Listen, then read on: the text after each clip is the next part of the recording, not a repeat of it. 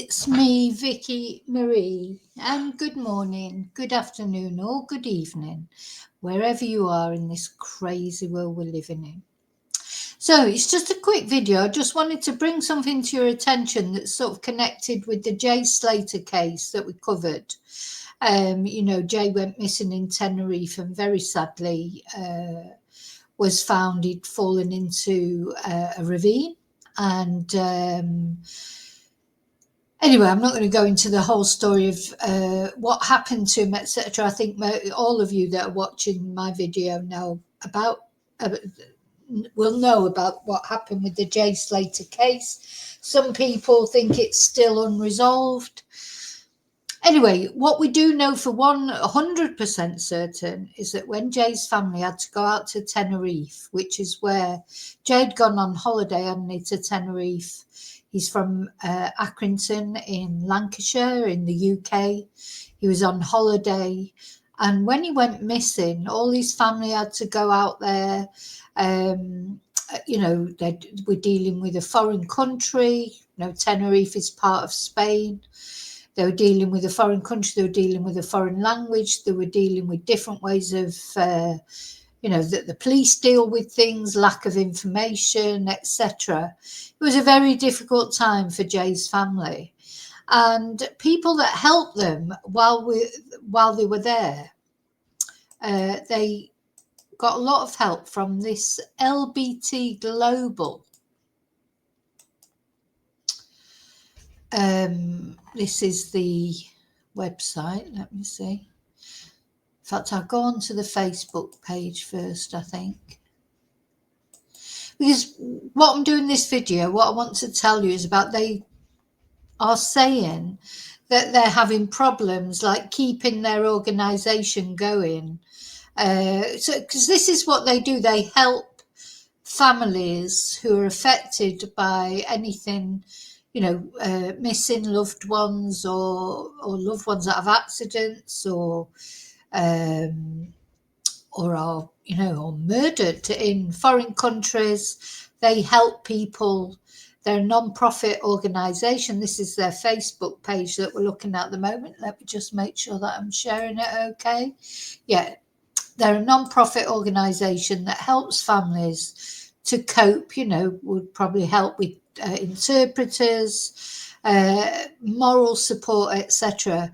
for when the families feel, that they can't cope with what's going on. I mean, it's awful, isn't it, to think of your loved one going missing in your own country, nearby where you are. But imagine if something's happened and it's in a foreign country and, you have to go over there and, try and find your loved one, and you're completely in the dark about the language and the way things are dealt with, etc. So anyway, basically, the reason I follow this, what would I call them? They're, as I said, this non-profit organisation. The reason I follow them on Facebook is from the Jay Slater case. I didn't know about this before. They've also helped out with other cases that we've looked at. This guy was found, wasn't he? Benjamin was found. Benjamin Ross. Wasn't he in Spain somewhere, I think? Somewhere in Spain as well. Maybe in mainland Spain. I don't remember. But anyway, he was located. Other people that they've helped with that maybe haven't been located, etc. But you can see they've got a lot of photos of Jay Slater there. They were very, they came out and spoke very publicly against the trolls that had been nasty. Here's their statement that they made on the 16th of July. This is so important. We will work tirelessly to stop this behaviour. Traumatising comments from amateur sleuths need to be stopped. And that there's still some YouTubers are still saying things, that have got absolutely no backup, absolutely no basis in truth. And, I think it should be stopped. But the trouble is, where do you stop? You know, free speech is one thing. Spreading rumours deliberately or encouraging rumours deliberately just for, you know, attention is not good, is it? So anyway, this company or this non-profit organisation came out and had quite a lot to say about it. So the reason that I'm making this video is because on the 2nd of December, they made a plea saying that they are struggling for funds. Last chance to save murder and manslaughter services. This is the last week before we close our services to those affected by murder or manslaughter. We help deal with immediate logistics. We deal with press and media. We arrange repatriation, translations, recovery of personal effects, travel to the country, dealing with and assessing post-mortem and coroner's inquests, and much more. Sadly, with the reduction of funding and decrease in public donations, all of these services will close unless we raise enough to maintain them by the end of the week.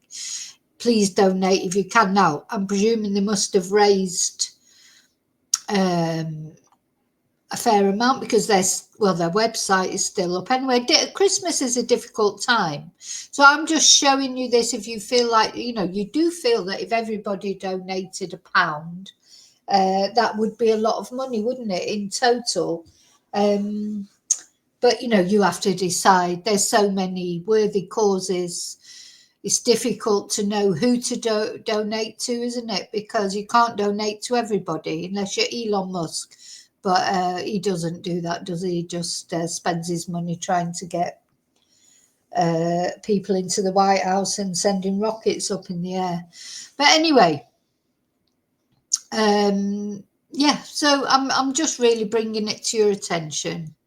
Then they said on the 15th of November, less than 1 in 10 of the families we help donate to help to fund our services. Please donate if you can. We can't support families without your help. I mean, it is important because at the end of the day, this is a sort of service, if you like, or the sort of charity that any of us might need at any moment. There's probably nobody who hasn't got family that go and travel abroad, and especially young people. I mean, but, you know, it can be older people that get into difficulties or something happens to them or they go missing. But probably especially our young loved ones or our young adults. They're the ones likely to go missing, aren't they, or get into scrapes when they're on holiday abroad, etc. So I just wanted to bring it to your attention. I meant to do it the other day, but there were other things going on. And just while I've had some time now, I thought I would do this video. Crisis appeal to all our valued supporters. It's coming up to that time of year again where families missing their loved ones feel this absence more keenly and more deeply. This year will be no exception, and still in 2024, we are working with hundreds of families still needing answers, still needing help. Sadly, despite the number of people needing LBT Global continuing to rise, our government funding has been slashed to an all-time low. As well as the obvious challenges this presents, it has also meant that much of our service is now completely unfunded. Our statutory funding now only covers missing people up to the point of location.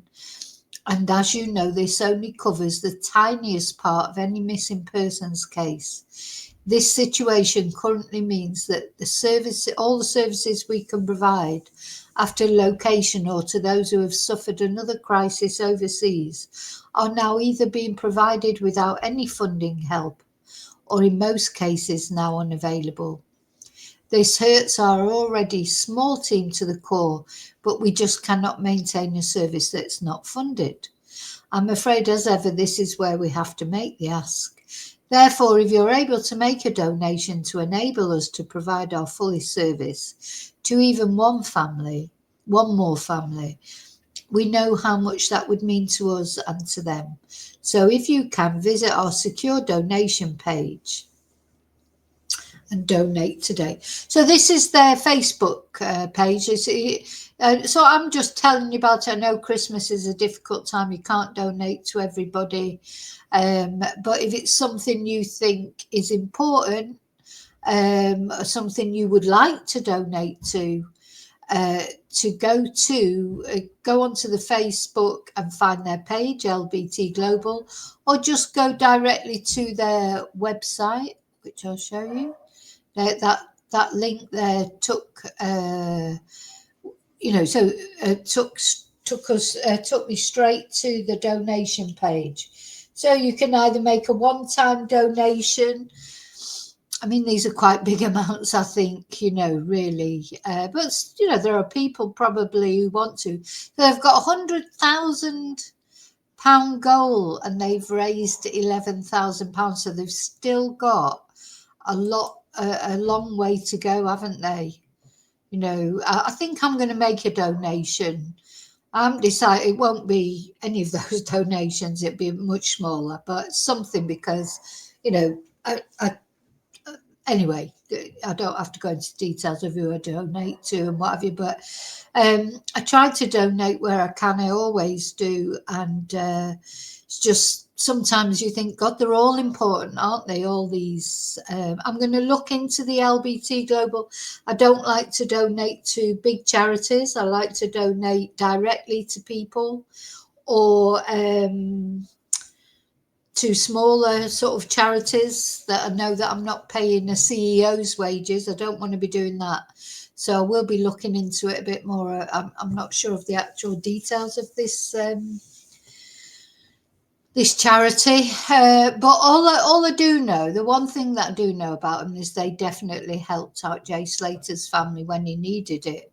And also the other guy who went missing. So we can presume that they are like a genuine charity that really could be needed by anyone. Because that's the other thing you've got to think about is when you decide who you're donating to.